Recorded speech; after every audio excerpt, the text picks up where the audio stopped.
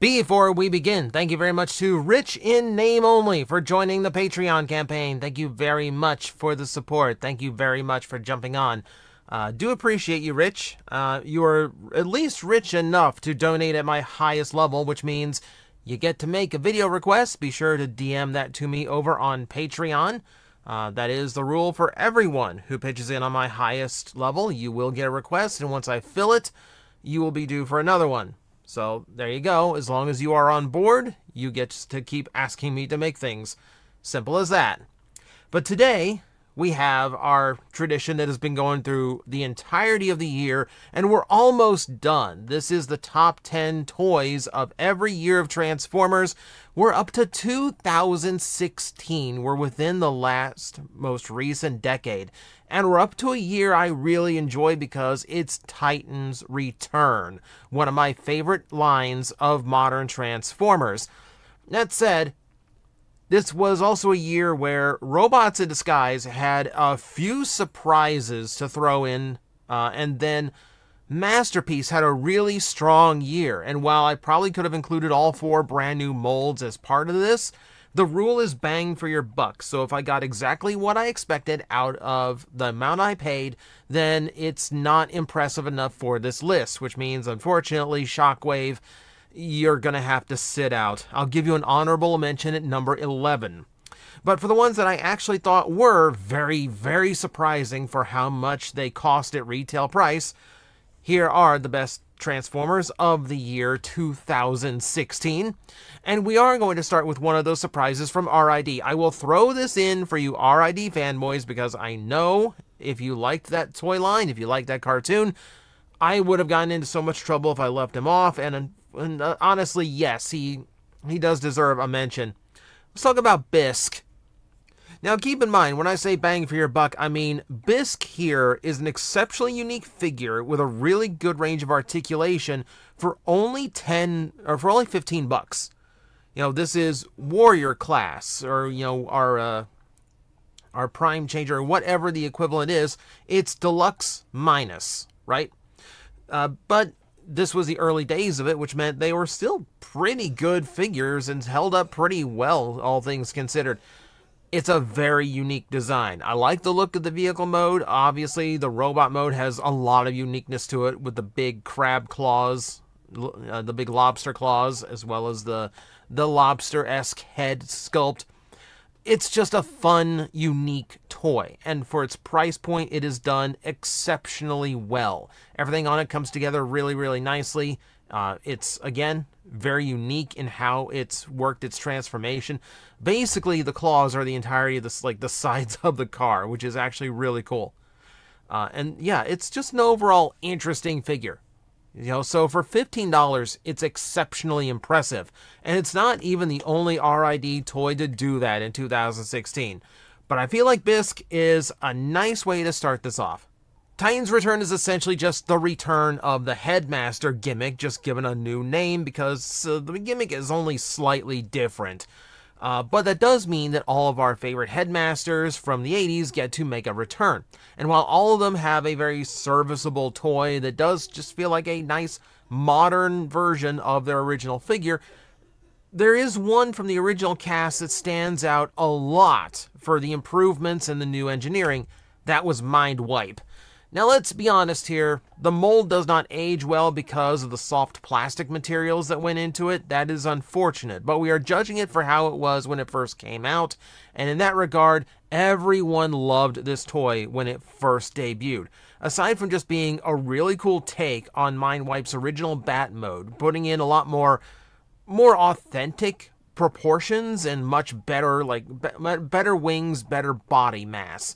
But the compensation for that is just how clever the toy is with handling the wings, folding up into the legs of the robot mode. It's a fantastic idea that I don't think has ever been used for a set of Transformer wings before this. Really, really clever engineering. And it comes across in a very clean, very good-looking take on the robot mode, which is as accurate as, you know, we had ever gotten for the character. It's just an overall really, really smart toy. There's just a lot of really, really clever engineering to it. And then, of course, you have the play factor of the Titan Return gimmick. You know, the shield that can be used as like an individual sled for a Titan Master. The cockpit that you can sit in the Beast mode. The little mounting points for other Titan Masters. I love this line. I love this line for the playability. But for all the ones that came back from the original G1, Mindwipe got a complete overhaul, and he's all the better for it. Now, if you know the RID toy line, the Warrior class especially, you're gonna expect who's gonna be on this list because it's one of the most popular toys that the line released, and it's one that comes up anytime I actually talk about RID 2015 on any of my videos. Let's look at Fracture, shall we? Yeah, aside from just really cool looking robot mode, it's a very menacing, more traditional Decepticon than we had seen from this toy line and cartoon. He doesn't have the animalistic characteristics that most of them had, which makes him something of an outsider, and strangely enough, lets him stand out a lot more than he would have if he was in a standard toy line. Someone who would be seen as kind of a generic Decepticon in one line in RID 2015 is actually really unique. And then you just get down to a super cool looking bike. Yes, I don't think you're going to be able to ride it. It's a very, very wide bike, but it's a very cool bike, and the transformation to get it to that point is also a very cool process. It's a really fun figure with a lot of cleverness added to it. And then I like the weapon as well. I mean, it makes for an interesting rifle, but the fact that it also in fact, it also folds up for the vehicle mode, and it can be wielded kind of as a cudgel, a maul type weapon as well. Gives it a lot more versatility. Every time I mention this cartoon, Fracture comes up, and for very, very good reason. He's one of those designs I really wish would return, because there isn't a good Decepticon motorcycle. You know, I can't even count Sideways in that, because it's technically not. So he'd make a great addition to a modern Generations line. I mean, he looks like he'd fit in with any current series. Fantastic toy all the way around. Hope he makes a return because, yeah, that's just a really cool looking bot. You'll be surprised to find this one close to the bottom of the list because it's a Masterpiece toy. But as I said, I got about what I expected out of some Masterpiece toys for the price they spent. When it comes to this toy, there's just enough magic to make the list. But otherwise, Inferno is a really, really solid figure with obviously a ton of accessories and what I would call the best water effects I've ever seen included with a figure, especially in Transformers.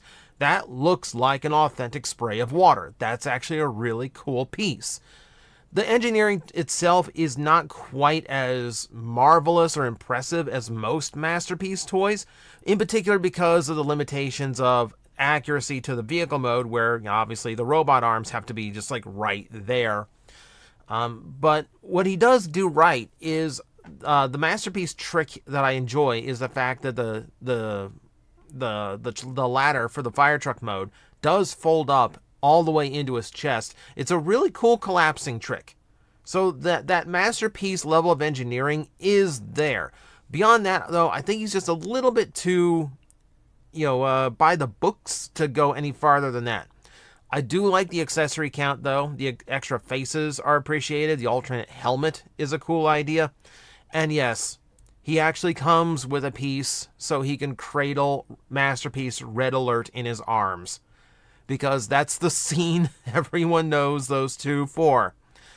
So if you got both of them, yeah, you got a really interesting little display to put on your shelves. But for most of us, he's just a dead solid figure. Like I said, maybe not as impressive as some Masterpiece toys, but still, it's Masterpiece. In this era, really, really solid figure that still does a whole lot of really cool things. I can't leave one particular favorite off of this list. I have to include it, even if some will regard other Titans Return Deluxes as better figures, but it's my list. I'm going to include the ones I enjoyed the most. And, for me, Double Cross. Number one, I've always loved this design. I like dragon transformers in general. The two-headed dragon I thought was a really cool way. I like the dragon arms in the robot mode as well. What makes this toy elevated for me is the fact that the transformation engineering on it is really clever and impressive. I like how the beast mode legs become the feet. That's such a good way of handling that bulk that in a lot of G1 toys and even a lot of the modern versions that we've been getting for beast formers, the legs just kind of fold up and hang off the side of the robot mode leg. That doesn't look good. That's a really clever solution. I like how the legs come together to form the pelvis area of the toy. That's good engineering. The greatest engineering trick on this whole thing is the fact that the torso folds inside out over top of him to extend the torso for the dragon mode. That's a really, really cool trick. And it's a very effective transformation, and it's a fun figure. The fact that they retooled this thing so many times to get the other monster bots out, I think is a testament to just how well this toy turned out in the first place. It's a lot of fun. And then, of course, just like everything else, you throw in all the Titan Master stuff. It does have a cockpit. He's got places for others to ride. He's got a weapon that combines into a spot that Titan Masters can ride inside. Lots of play value in this line, which is why I favor it so much and why I have so much fun with those figures. And then you just put good engineering in on top of that, you got a great time. Yeah, absolutely one worth tracking down if you didn't before. Still love this toy. Here is this video's controversial inclusion because I guarantee I like this toy a lot more than some of you do, and I think it's a little bit unfair how it is treated sometimes. Let's talk about that Titans Return Alpha Trion, shall we?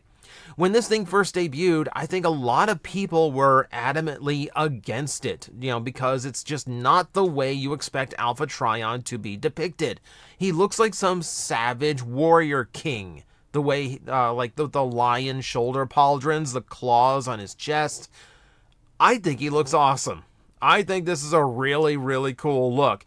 I mean, yes, it's a weird take for Alpha Trion, but when you realize that they're throwing in an homage to his canceled BotCon figure, OTFCC figure technically, yeah, you've got a really cool little take there. And he still gets a spaceship mode that is very much Alpha Trion. It's like, the frigate. It's like a blockade runner style vehicle. I really like how that turned out. I think all three modes look good. And here's the thing.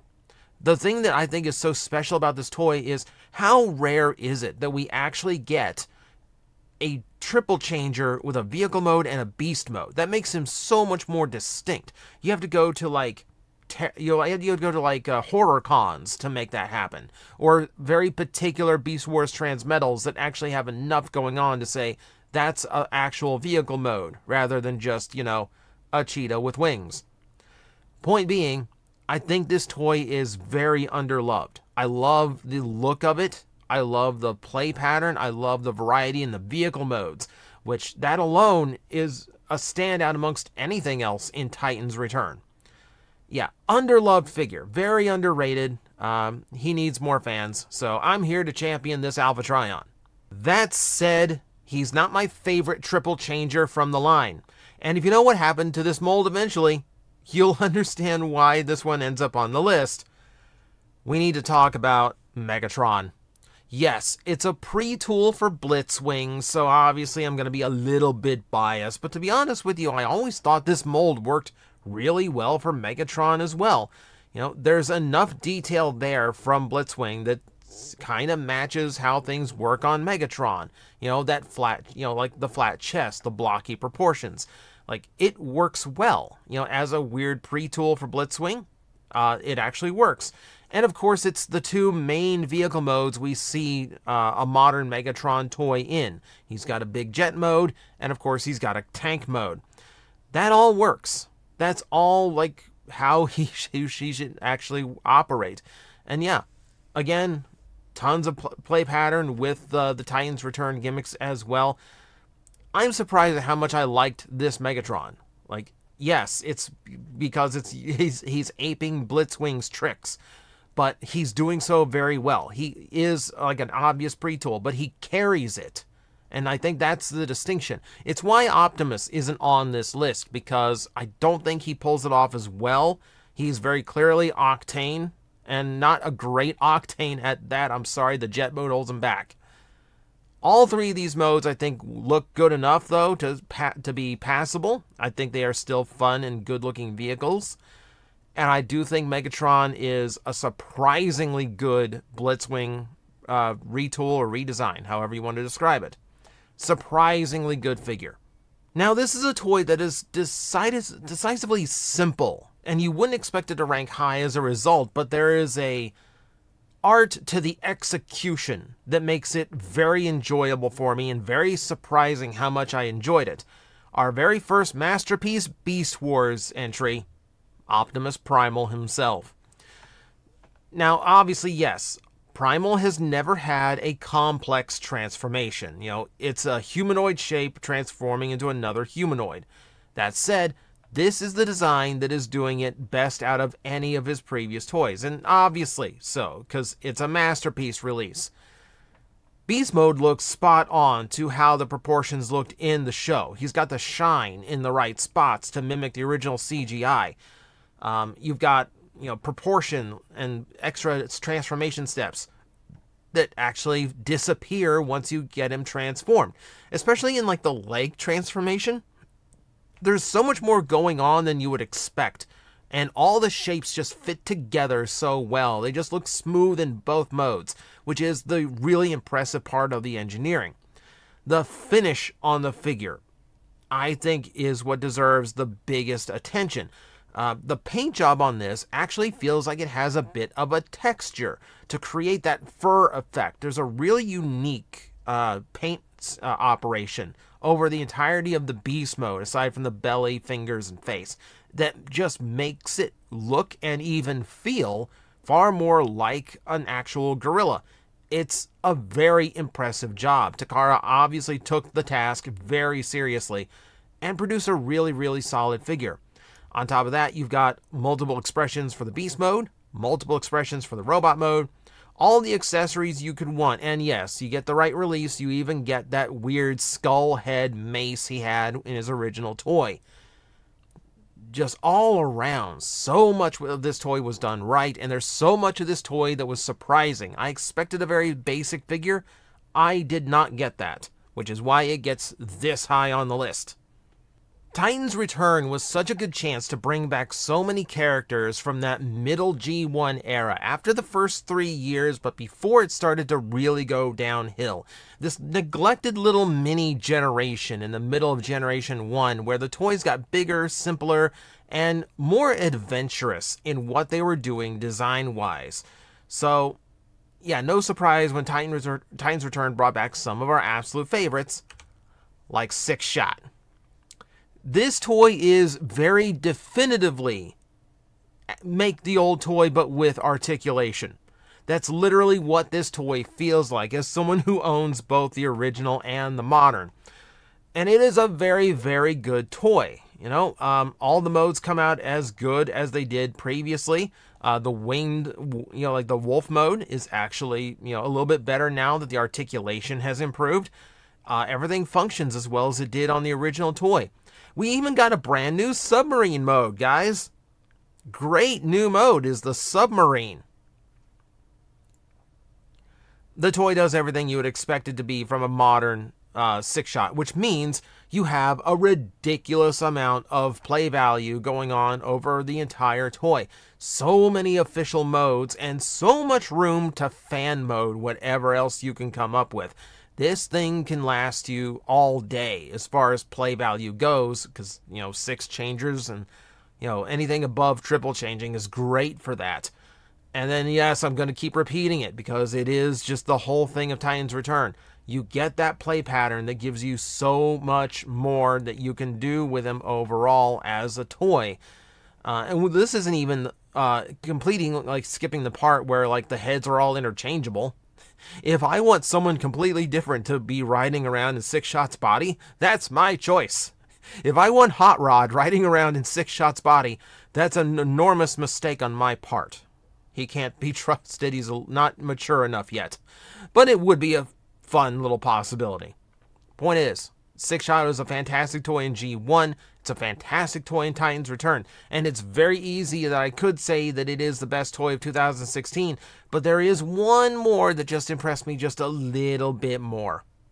When we talk about what makes a good masterpiece toy for me, what I'm looking for is that magic, that transformation trick that is just not possible at a retail level and just makes the toy feel so much more impressive and so much more intuitive. And if I'm going to award top toy of 2016 to anything, it's going to be Ironhide.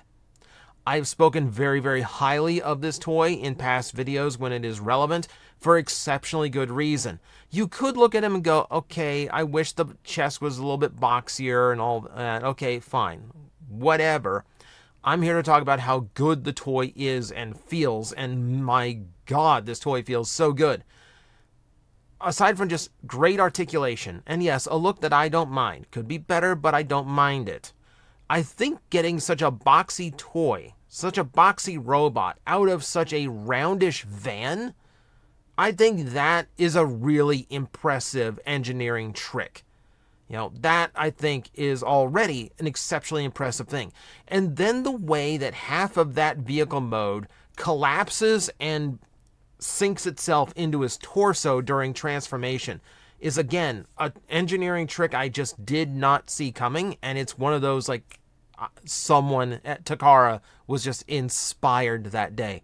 But if engineering prowess and clever transformation tricks isn't enough, look at the plethora of accessories you have going on here. You've got a jetpack, blast effects, you've got the cannons and missile launcher he had in his original toy, his radar, his like finger guns for all of his like liquid nitrogens and such, the rocket launcher. Like, he's got literally every part you could ask for, even the guns he had in the '86 movie that didn't help him survive. But literally every part you could ask for Ironhide is here, on top of swappable faces and all that.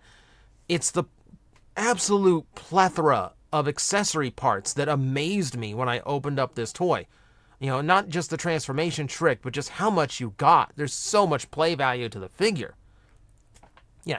And keep in mind, this was Masterpiece before Masterpiece went off the deep end. This guy was under $100 when you bought him.